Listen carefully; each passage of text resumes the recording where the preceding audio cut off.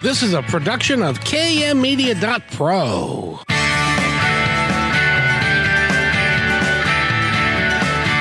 Welcome back to Positive Talk Radio. Our goal is simple: to explore evolving ideas one conversation at a time. So come on over into our world. I know you'll like it, because on today's show, we are going to continue our conversation with a great architect, urban designer. She knows 6 languages.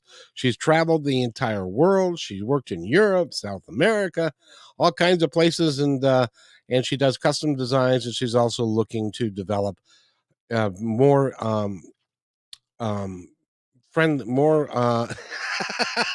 I can't even remember what I'm trying to say. More friendly things for the environment. I'll put it that way. Eric, what am I trying to say? I have no idea. That makes more environmentally favorable processes maybe being used for her work and for humanity in general. Let's keep it as general as possible, and then our guest today can put a finer touch on things. Exactly. So can you believe, by the way, it is July 31st? I know, summer's half over already, and the year is more than half over. Where did it go? I don't know. It just keeps on going, and I suppose that's a better thing than having it stop one day, because that means you're no longer with us. But as long as everybody's still with us, and I got sad news today that Pee Wee Herman died. Yes, actor Paul Reubens passed away. So many 80s icons are passing away lately. We lost Sinead O'Connor, unfortunately, recently, and Paul Reubens, and boy, it's my childhood there, just disappearing. But time passes and things happen. So yeah, I remember way back when I was young, that people like Roy Rogers were passing away, and Bob Hope and Bing Crosby and those guys. Oh, we're different generations, but yes, now the feeling. Yeah, it's contemporary people that are passing away, and fortunately or unfortunately, I'm older than some of them. So, and I'm at the same age group as a lot of them, and well, that just means you're a survivor. That's it. Well, my mom lived to be 90. And one of the things that they did in the last 10 years of her life was she could go to a funeral like once a week of people that she knew and stuff, because, it's the turnover, it's the graduation. I think it's a graduation to a better place to be, but that's just me. So in any event, thank you for being here, Eric. Thank you for running the show. You do such a fabulous job. And always a pleasure. For those of you who don't know and have never listened to Positive Talk Radio before, shame on you, first of all. Secondly, we are on KKNW Monday, Wednesday, and Friday, and also on Kixie on Friday. So we can be heard at 3 o'clock on Mondays, 4 o'clock on Wednesdays, and noon on Fridays on KKNW, and then 3 o'clock on Kixie. And we love being part of the program, and we love what we're doing. So it's a lot of fun. And Juliette, I should say, got some really good responses from the show that we did, because it's something that we don't talk a great deal about, but she is so knowledgeable about it and has been doing it for 25 years, and she's really, really talented. Her name is Juliette Schatan, and she has lived all over the world, and she has contacts all over the world, and so she's very plugged in when it comes to architecture and urban design and putting things together in a positive way, and is also very gifted at being natural and being forward thinking and very spiritual at the same time. So we have a mutual friend. His name is David. I think David is listening, and if he wants to call in, he is more than welcome to call in. And we'll release the numbers in just a couple of moments. But first, Julie, how are you? I'm wonderful. It's so great to be here, Kevin. It's always very fun to be with you. And thanks for the really warm introduction. It's you probably were looking for the word sustainability and eco-friendly. Oh, thank you Thank you very much. Because you speak 6 languages. English happens to be my second language, and I don't do it very well. I don't have a first language, but from that from that standpoint, you are very gifted, and it's great to have you here, and it's great to talk to you. And the first thing I wanted to ask you, and that we didn't talk about, because you were on the show last Wednesday as well. And so you can always go to positivetalkradio.net and hear that podcast in total. And we're going to try not to cover the same ground that we did that show, Mm. even though it was really well received and a lot of people really like the show. So go to positivetalkradio.net, and I've got 560 shows that you can go look at, and on a broad range of topics. And so spend your day when you're driving around, just plug into the podcast, and you might even learn something every now and again. But Juliette, I wanted to ask you, because you've worked all over the world. You've lived in Brazil, you've lived in the Netherlands, you've lived in France. So you've lived in a lot of different places. How would you assess what's happening in the world today, and where, if you had your druthers, where would you prefer to be living? Well, I grew up between a lot of cultures. My parents were Dutch. I was born in Brazil and I grew up there.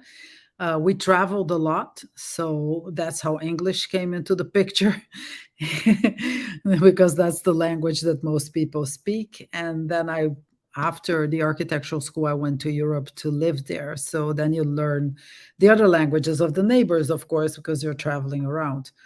What I see right now in the world are quite similar processes, actually, in terms of development, in terms of question marks that everybody has. I never really started thinking about it, but when I came to live in California, I thought, oh, that's interesting. I'm seeing like a repeat of themes in different places, like what people are thinking about, what they want, what is happening in terms of the society and the communities they live in. So, and I would say California has some similarities with South America, where I lived. I lived in Rio and in the northeast of Brazil.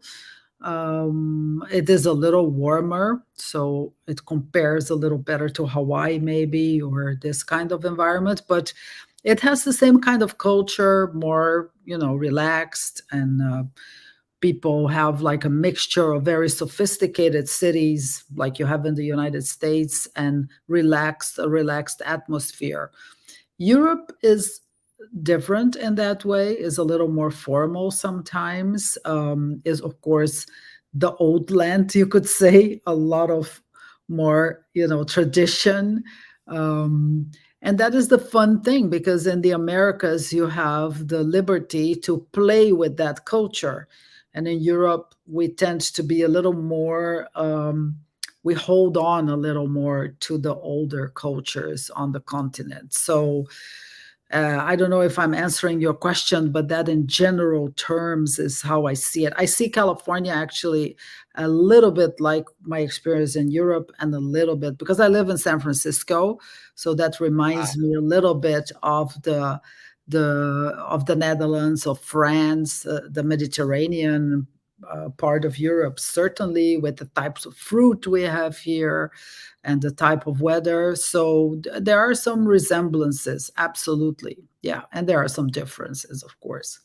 Well, the interesting thing for me would be that in architecture, as an example, you go to Europe, and in parts of Europe, you can be walking down the street, just happily walking along, and you see a house that was built in like the 1400s or the 1500s, Yeah. something, and the architecture of what they did back then versus the United States, when there ain't nothing here long older than like 200 years, and very little here, and except for California, there is some missions and stuff that the Spanish built way back when.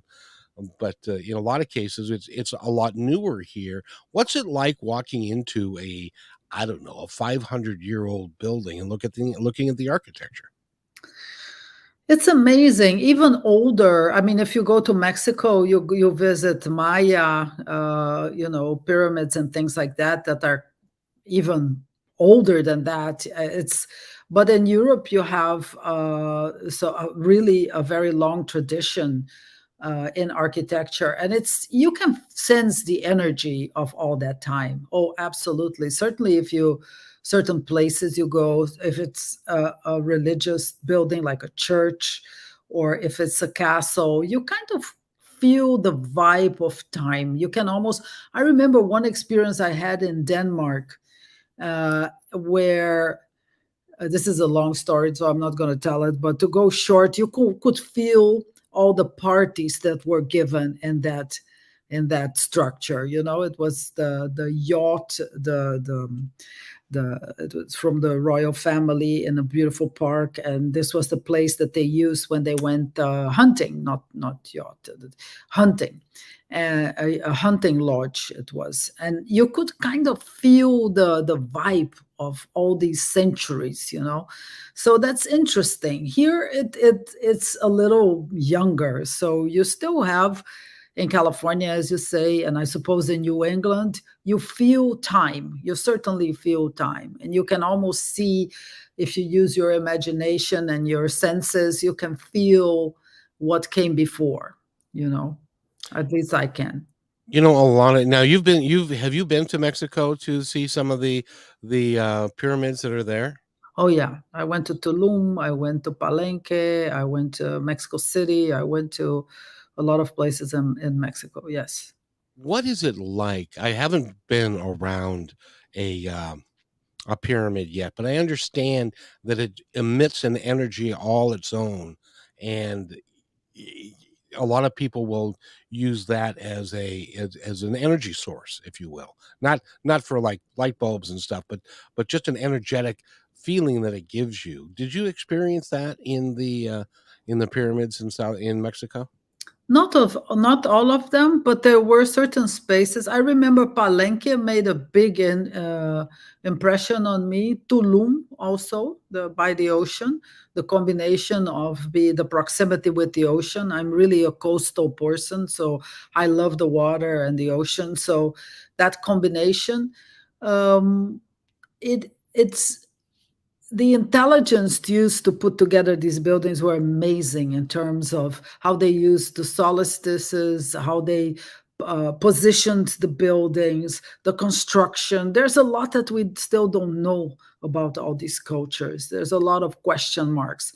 But certainly in certain places, you can feel more energy than others. And some people are very sensitive to that. You're not allowed to visit everything internally, and a great part of being connected with these energies is also being able to visit the parts that usually the public is not allowed to visit. But on the grounds, I remember Palenque made a big impression on me. So there are in the pyramids. I know there in the pyramids in Egypt.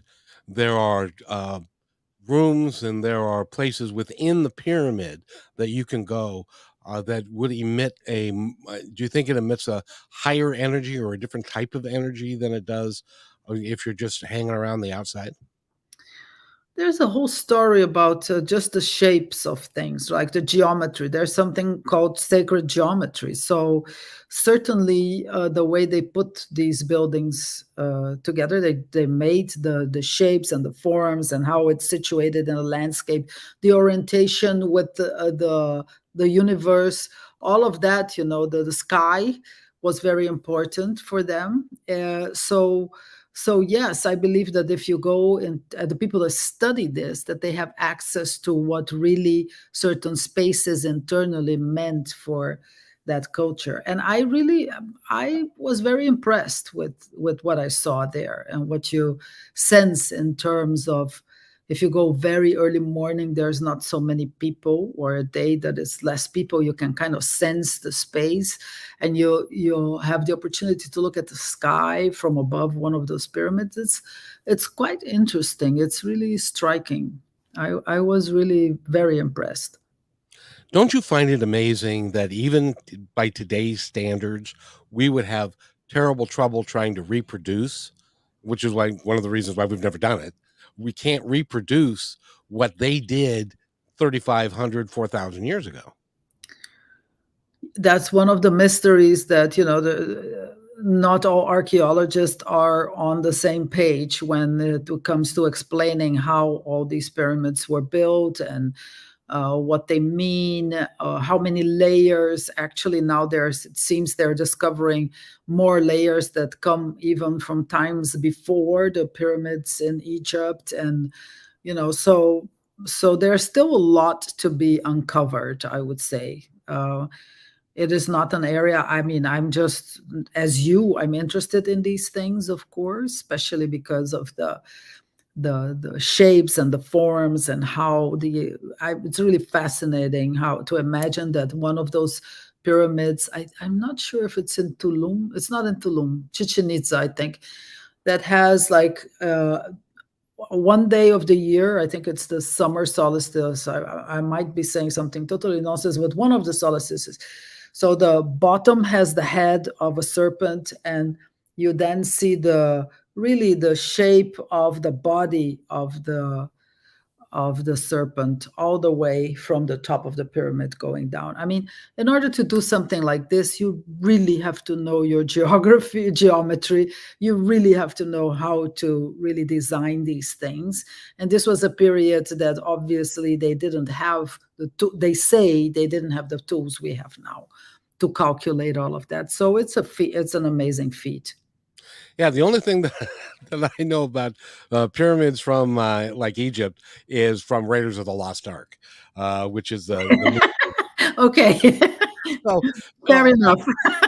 I got no sense of it, but it is important. I think when we look at, there is a lot more going on architecturally and in our past, and people developing different ways of doing things than we understand even today.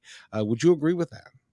Oh yeah, but even if you look, for instance, at the churches in Europe, for instance, that those were the people that could really build more sophisticated pieces of architecture. And if you look at the Gothic period in England, the whole story on how they started to learn how to make these Gothic cathedrals, which, if you look at it, it's amazing how they in those days were able, without really having the sort of knowledge we have now, were able to do that. In Italy, all the cupolas and the architecture in the Renaissance, I mean, it is really remarkable. A lot of the things that they did were empirical.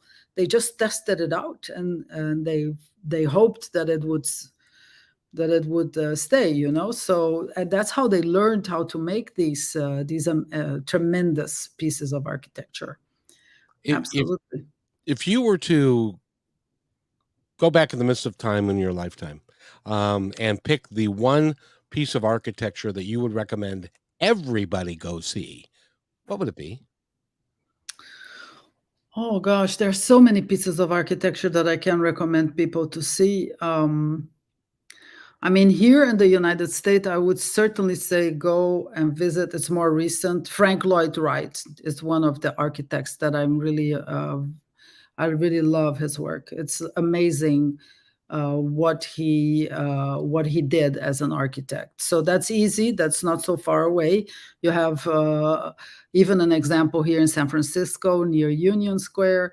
You have in Los Angeles examples of his architecture. So that he has a lot of good examples that you can visit. In Europe, um, I would go to Barcelona, and I would visit Gaudi, um, because he did also quite remarkable examples of architecture, landscape. I love landscape architecture. That's one as you said in the beginning, I had the fortune to be able to work from interior design to urban design and back now with interior design.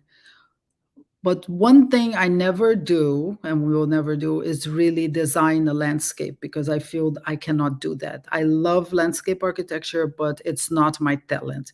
But I visited most landscapes and gardens in Europe because I just love it.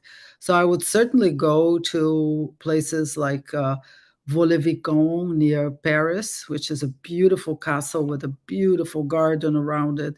There's so many places. God, I would have.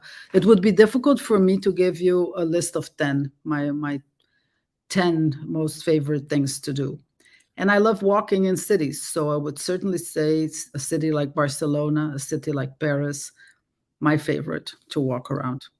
Boy, I tell you that some of us are so wholly uneducated that when we talk about landscape design, I think in terms of, well, let's put the bark dust over there, and let's put the tree over here, and let's put the bush over there, and then we'll call it good. But that's not what you're talking about. You're talking about a wholly different thing. Yes, it's a tremendous tradition. I mean, some of the listeners might have gone to Versailles, for instance, and visited the gardens. It's just amazing how that was put together, the whole garden, the idea of British English landscape with all the terraces, the elements in the garden. When you look at it, you know how you approach it, how they make you approach it when you walk through the landscape, the different. I have a Brazilian example, one of the most gifted landscape architects that I really love. He already passed is Roberto Burle Marx. And in Brazil, he made amazing landscapes, really beautiful. Also, public parks. The largest park in Rio, the Aterro do Flamengo, was all done by him. And he used to work with green as it was a composition. Actually, the person that told him to become a landscape architect said so because he was an artist. And by looking at his art, he said, well, you should be a landscape architect because he worked with the seasons, the volumes, the sizes of plants, when you have flowers, when the green leaves. He had tremendous knowledge of plants. He went into the Amazon and he has species on his name. So he's quite an interesting landscape designer. And it's certainly, I would visit Rio too. Put that also on the list. Now, how about Victoria, British Columbia? Because they've got the hanging gardens there. Have you been there? I haven't been there. It's on my list. Oh. It's really, yeah, Canada. I have to visit Canada. I have a couple of friends there and I haven't gone there. No. And by the way, that is Victoria. You can take the Clipper up there, and you can stay in one of the nice hotels. They've got some Victorian style hotels, and you can go to the hanging gardens and stuff like that. And I mean, it's in our backyard, ladies and gentlemen. So they're not paying me to say this, but I think that would be a great day or a couple of day adventure to go take the Clipper up there and hang around Victoria for a day or two, and you can see some really interesting architecture as well as the putting together the hanging gardens and all of the things that they did there. It's fun. I wanted to ask you because I wanted to circle back around to this. Is Mhm. that when you walk into a 500-year-old building or a 1,000-year-old building, and there are plenty of them, people are still living in a 1,000-year-old building Mm, yeah. in some places, Mhm. but when you walk into like a public place it used to be a market or it used to be a castle, and it had lots and lots of people. Do you sense that there's the energy of the life that people lived there before is kind of present and is imprinted in the walls and in the building itself? Yeah, yes, I do. Yes, because I'm also, that's a part of me that I don't often talk to. David Newkirk really helped me to integrate, let's say, the person that does design and the person that senses buildings, because I kind of was always timid talking about these things because I have crazy things with buildings. So yeah. You mean crazy things have happened to you with buildings or while you're in the building? Well, I'll give you one example. I lived in a house in The Hague, and the house was built with brick from the Second World War.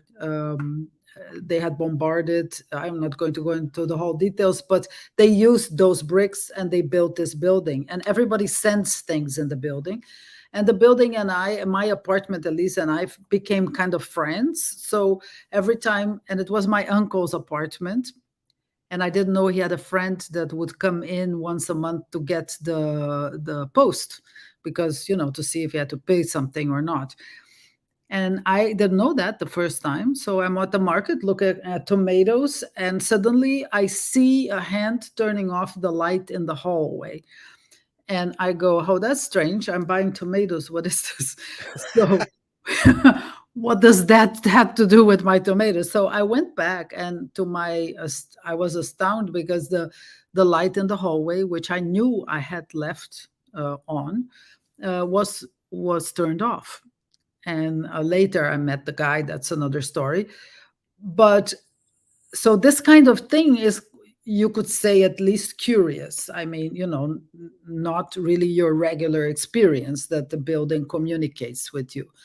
But I have had a couple of those experiences and sensed energy around me. So, and I like it because it helps me also with my clients. Sometimes I can kind of make space lighter, or come up with solutions that have to do with how the energy wants to feel in itself.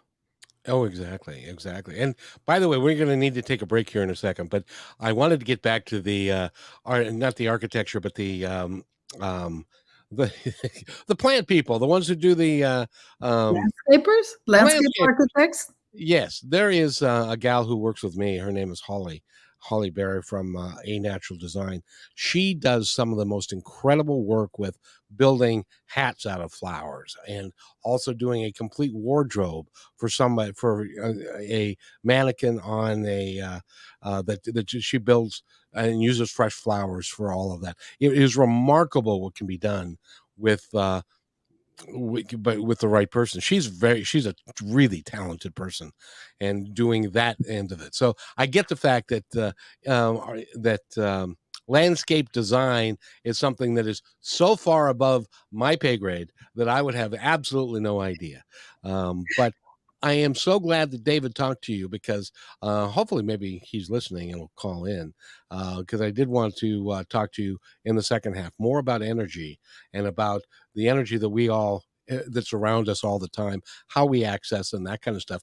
And I also want to talk a little bit about hemp, and can hemp save our forests, and save our clothes, and save our furniture, and become something that it's not today, but it could because of its versatility. We're talking with Juliette Schatan, and we are going to return right after this. You're listening to Positive Talk Radio, and we'll be right back. Hey, PTR loyal listener. First, thanks for being in my dream. And second, I have a new concept in business to share with you. It's called socialpreneurship.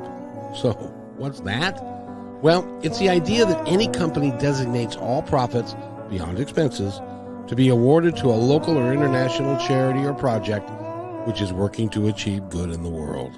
KM Media is such a company. We believe that it's important for us to give back whenever possible and to make great things happen. So I hope you'll join us in creating this new business model that will positively impact all of us.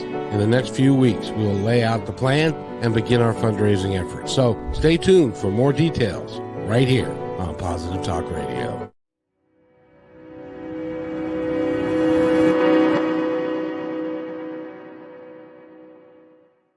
When you want to say more than words communicate, you can with flowers. Your custom boutique floral studio in Bothell, Washington is anaturaldesign.com, connecting you to nature through the language of flowers. Where your people are is where our flowers are beautiful. Your success is our goal. anaturaldesign.com at your fingertips today. Hey, thanks for listening to Positive Talk Radio. Did you know that we're also a media production company? Well, surprise, We are. We can create all kinds of audio, video products to fill any need. Please visit kmmedia.pro/our-store for a complete list of products and services. In addition, do you need a great voice to add to your own website or any other project? I know that we can add depth and quality to your work. I've been told more times than I can count by many professionals in the business that my voice adds to the quality of the presentation. So, let me create something for you. Please contact me at kevin@kmmedia.pro and let's create something great.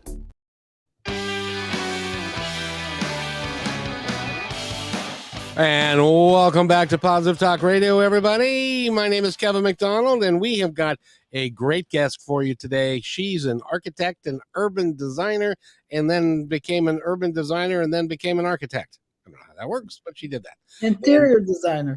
Interior designer. Oh, that's right. And I also want to mention that during the commercial, we played a commercial for A Natural Design. I got to tell you, and I mean this sincerely, go to anaturaldesign.com.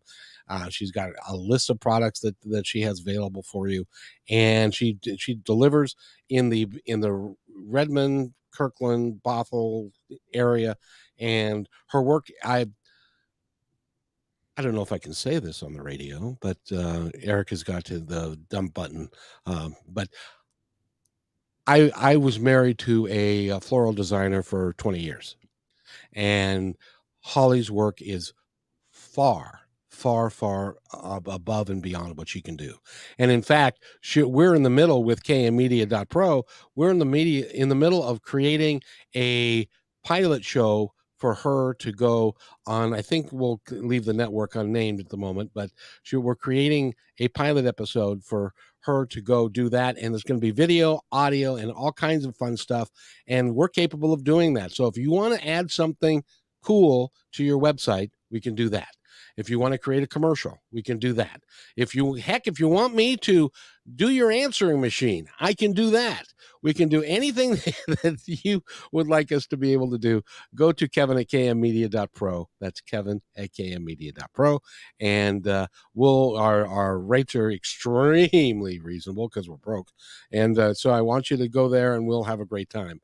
And also, if you'd like to talk to Juliette, you can do that now. I'm going to put out the phone numbers so that you can give us a call. And if David, you're listening, would love for you to call in to talk about with Juliette in our next segment. So that number is 425-373-5527 or 888-298-5569. If you've got a question for Juliette, if it involves architecture or interior design or urban design, please give us a call. Okay, I've done enough homework and got that out of the way. So now we're back talking with Juliette. It's great to have you here. I really have enjoyed this, the expertise and the depth of knowledge that you possess on a whole number of things.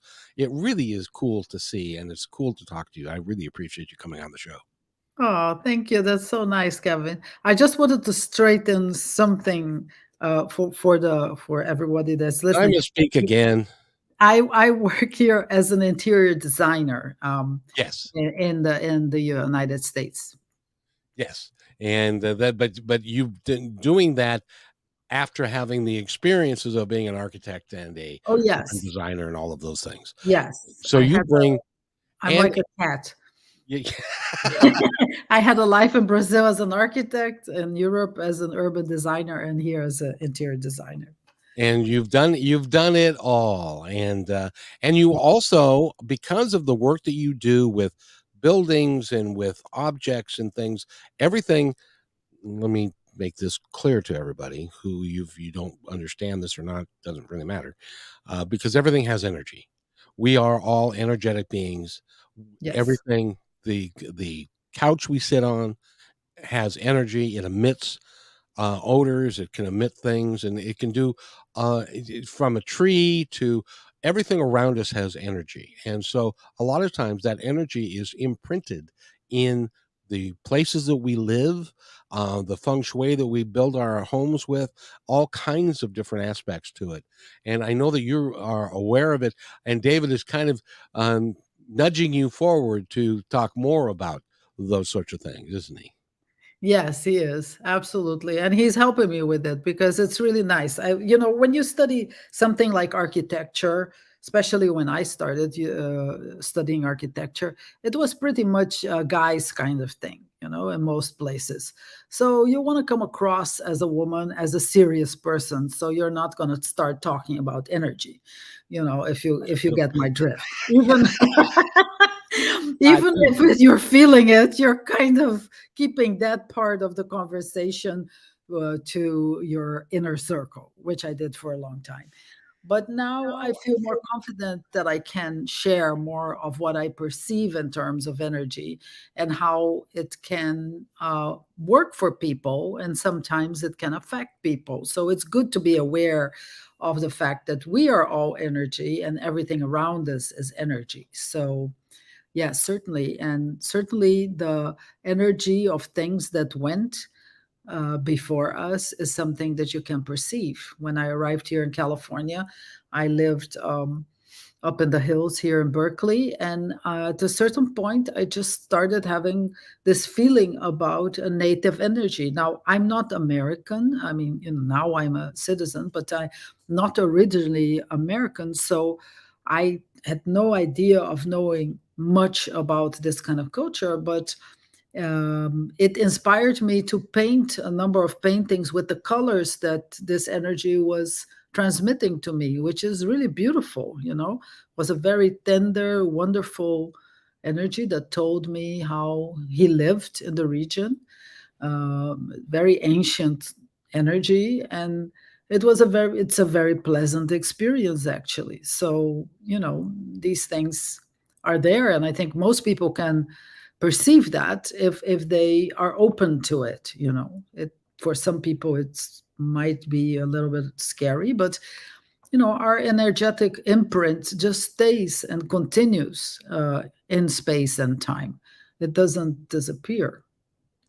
It's interesting. I've conducted over 2,000 interviews during my career, and I've talked to a lot of people, psychics and mediums and energy workers and authors and songwriters and poets and all kinds of different folks, and they all will tell you, including people as illustrious as my favorite, Paul McCartney, will tell you that oftentimes the things that they receive, the messages that they get, is what ends up becoming the songs that they write, the show that they do, and the various aspects, because we're not alone and we're not isolated.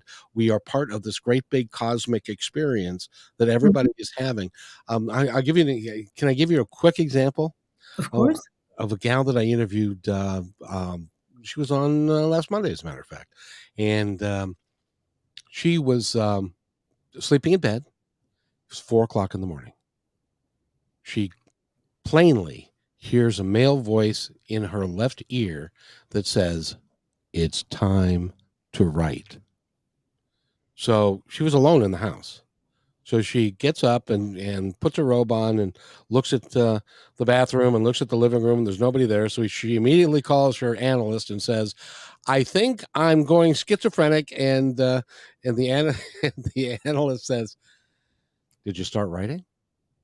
So she picked up she followed the instructions that she was given, and she sat down and started writing. She wrote for 18 months from 4 to 5 o'clock in the morning every day. At 5 it would quit, and 4 it would start with, "Time to get up and start writing."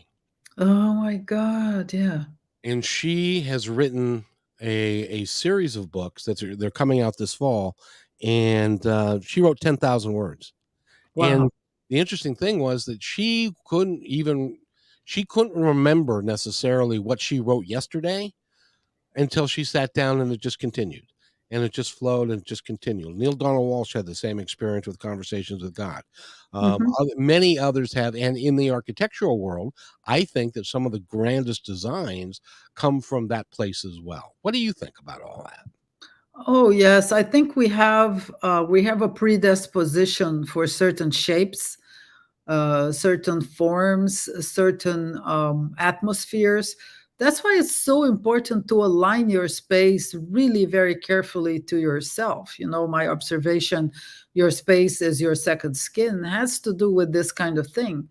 We have a vocabulary, if you will, and Jung spoke about certain typologies that you have in your being that we share actually as humans, of spaces and places that will convey security or insecurity, or we have that imprint. Certainly, it's no wonder that in many cultures, or across the board over the planet, you see certain shapes and forms coming back, certain themes coming back in architecture. Certainly you see that, and interiors too. You can really, even in terms of energy, things like feng shui, there are certain things that make a lot of sense for us as humans, certainly. So it's really important that you set yourself and your house up in an energetic way that is pleasing to you, that makes you feel energy and makes you feel better about where you are, because that affects almost everything about you, doesn't it? Because you said it's like your second skin. Yes. Oh, absolutely. It is so vital. And a lot of people don't, they think that eating healthy is important, taking your whatever supplements, exercise, all of that is important. I'm not saying that that is not important. Au contraire, I do that. But but your house is equally important. It's really your house, the spaces you create, the things that you have around you. Not having clutter, for instance, having a house that is reasonably organized. It doesn't have to be, you know, sterile, but organized so that you feel that you have your space, that there is space for you. And the materials that you use, more and more is being published, more and more is available of materials that are more beneficial in terms of health, or in terms of what they exude or not exude into your interior. So it is important to be aware of these things, certainly. One of the things that I've talked about on the show before, and I want to address it with you because you actually know what you're talking about, and that is the use of hemp. Because I've been told, and correct me if I'm wrong, but I've been told that number one, hemp can be used for a myriad of products in a natural way, Mhm. from anywhere from clothes to furniture to building a house. And then you told me today something I didn't know: you can actually make concrete from hemp. Yes, they are now. We are in such, Kevin. It's such an exciting time to live and to work in my field, because there are amazing materials being developed. It's not only the sustainable furniture piece that we're talking about, but really building materials. The production of 3D printed houses has started in the United States. So now we're still using concrete, more or less sustainable. But in the future, you can use a material like hemp, for instance, and other materials, mushrooms, and I don't know how many, let's say, new materials are being developed every day. Whole facades that can breathe. So yes, they protect you, but at the same time, they can breathe, so that you can aerate places in a more organic, natural way. So we are going to really make jumps from now on in terms of materials. Well, that's exciting. That is really Very exciting, exciting. because there are things like, as an example, the clothes you wear. If you are wearing something that is man-made and comes from man-made um, pieces or articles or compounds or chemicals, which they use sometimes to make shirts and that kind of stuff, it can actually invade your body, because your it's like, if you want to quit smoking, then you might get a nicotine patch, Mhm. and it goes on the outside of your body. And you should say, well, how's that going to help? Well, it absorbs the medicine into your bloodstream, just like if you're wearing a shirt that's like polyester and is made from petroleum Recycled recycled, yeah, post-consumer plastics. Yes. so stuff like that, that can actually have an impact on your body because your body will actually absorb it, rather so. And just like we talked last show, if you buy a couch, that couch has energy to it. It also has got um it emits products that they go into the air. Yeah, Talk more about fabrics. Yeah, the dyes of the fabrics, and a lot of people they come to designers and, oh, I want a performant material because I have a dog or I have children or this, that, the other, which I totally understand. Yes, you want something that is durable, that is resilient, that is easy to maintain, all of that. But people have to understand that fabrics that have been treated with chemicals to avoid stains, for instance, they will exude something. I mean, it's really, that's a choice that you will have to make. Nowadays, you have other companies that use natural fibers, natural dyes, and removable, uh, cases from your sofa and your chairs and things like that, so that you can have that washed and reuse that clean.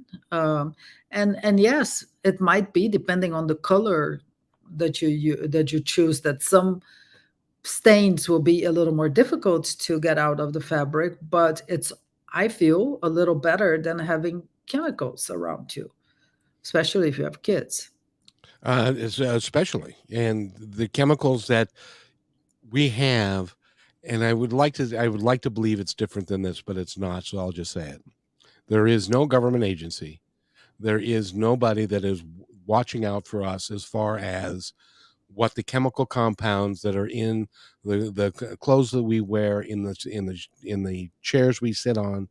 There's no company that monitors that can then say, no, this is probably not as healthy as it could be. And so we're barely doing that with food, let alone we're not doing it at all with our environment. And that is really, really an important thing going forward, don't you think?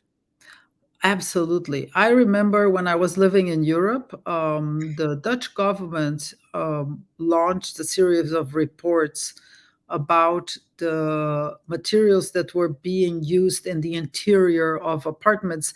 The Netherlands has a great tradition in social housing in different categories, and they were becoming concerned because and the Netherlands being a cold climate, it's moderate to cold, you tend to have everything locked and closed during the winter. And they were getting to the conclusion that if you do that, you're actually exposing yourself to materials that are emitting whatever they're made with. And at that time, if you think in terms of the 70s and the 80s, we were not as far as now in the discussion about sustainability. So, reading these reports, I concluded immediately that my house was going to be super ventilated. So, I was one of those people that really was opening windows left and right because I understood that I didn't want to have all that exuding on me. But most people don't know this kind of information, and it's very difficult, even with organic food. If you go to the market, I spend a lot of time just reading what are the products that have been used with in this whatever I'm buying, because it says organic and it says healthy. It has a green packaging, so you would think that it's healthy for you. But when you read, it has added sugars, it has all sorts of things that you might not want to eat. So the same with materials. You have to have someone that educates you, and I'm always very happy to educate my clients and my friends, because it's really necessary to be aware of what is possible. And then, of course, I'm not saying you have to, from one day to the other, change your entire home and buy everything new, but you can make a plan and start recycling things and substituting certain things in your home for materials and wood types that are certified and things like that. So that's, it's never too early to start with that, actually. You actually should write a book about that, I think, because you're so knowledgeable about it. That would help a lot of people. And plus the fact that if you and I, okay, we're gonna have a date. You and I are gonna go to a furniture store. And of course, when you go to a furniture store, you get attacked by 2 or 3 or 4 salespeople right away. Hi, can I help you? Hi, can I help you? Have you been helped yet? Have you been? Can I help you? And so what we're going to do is we're going to go there and say, okay, I would like to buy a couch that doesn't emit any negative Yeah. any negative chemicals. Yeah. And they'll give you the deer in the headlight look. I have no idea what you're talking about because it's not even in industry standard at this point. And some of it that is a marketing gimmick. They say it's like in food. I can tell you this because I was in the food business for 20 years. Yeah. In a lot of cases, they use it as like free range chicken as an example. Yeah. Free range chicken is no better than regular chicken is, but they can charge $1 more a pound for it because they say it's free range. The act of what they do, they've got these great big chicken houses, and what they do is they open up one of the doors, put a little fence out there, put up and open the doors and let them wander around that little patch of grass. They can then call that a free range Free chicken. range. Yeah. And Yeah. they can charge more for it. So you got to be very, very careful and really knowledgeable about this stuff, which is why you need to write a book so that I can read your book rather than have to figure it all out by myself. Well, you just call me and I'll tell you exactly which couch you can buy. I mean, I have all these vendors in my library and I research them and I talk to them and I make sure that what they say is really what is happening. I have colleagues that are specialized in this kind of thing, So, yeah, I try to do the best job I can to really come up with things that will help my clients. And they are out there. More and more here in the continental United States, you have manufacturers that are really producing sustainable, if you want to talk about couches, sustainable couches. So, well, and if you want to get a hold of Juliette, because somebody's saying, well, okay, I want to call and I want to talk to her and I want to email her, but I don't know how to get a hold of her. So if you want to do that, curatedbyjuliette.com is how to get it. That's correct, isn't it? Yes, super correct. Oh, very, very nice. Say that again for everybody. Curatedbyjuliette.com. And if you want to email, you just add Juliette, double T and an E, at curatedbyjuliette.com. Very cool, because somebody is out there, they're writing this down because they would really like to. And the thing is, you really want to try and protect your family from everything that you can. And there are times when we don't get enough information because it's not in some people's best interest to give us that information because it'll cost them business because they're not doing the right thing. So if people want to take care of themselves, their families, and give their kids the best shot at a happy, healthy life, they need to follow some of these recommendations, I think. So it's great that you are here, my dear. We've just got, these hours when I'm with somebody that is just as dynamic as you go so fast. It's just not fair. Because we did the show last Wednesday and we've talked about a completely different set of things going forward today than we did that show. So you can listen to both shows back to back, and it's like part 1 and part 2. And so I recommend that you do that. Go to positivetalkradio.net, and this one will be up in the next day or two.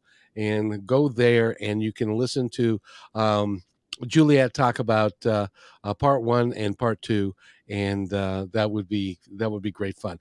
I've got just a minute left, and I want to give you the opportunity to tell our audience anything that you would like them to know. Well, the thing I can tell the audience is do something for yourself, do something for your interior, and just make it really work for yourself. And, you will enjoy it so much more if your space works for you. So go out there and do it and have a wonderful time doing it. And don't forget your landscape. Plants are very important. And okay. Yeah. And the other thing is, if you want to do a one-up on the Joneses, so the next time you have a dinner party at your house, you say, look, this I bought. It's environmentally friendly. It's better for my kids. It's better for my living arrangement. And so you'll get one up on the Joneses, and they'll look at you like, maybe we ought to do that, honey. Maybe that would be good for us. So, again, Juliette Schatan has been our guest, and go to our website, which again is curatedbyjuliette.com. And if you want your interior redesigned by Juliette, that would be a perfect place to call. And you can have her do the work, and you can even, without coming up here, you can do it from up here. Correct? I can do it remotely. I have a online platform, which is super fun, very interactive. Very cool. And again, it's curatedbyjuliette.com. I want to thank everybody for being here. We're going to be back Wednesday at 4 on KKNW. So stay with us, and I hope we'll see you again then. And by the way, be kind to everyone, because each other's all we've got. We'll see you next time on Positive Talk Radio. Thank you, Kevin.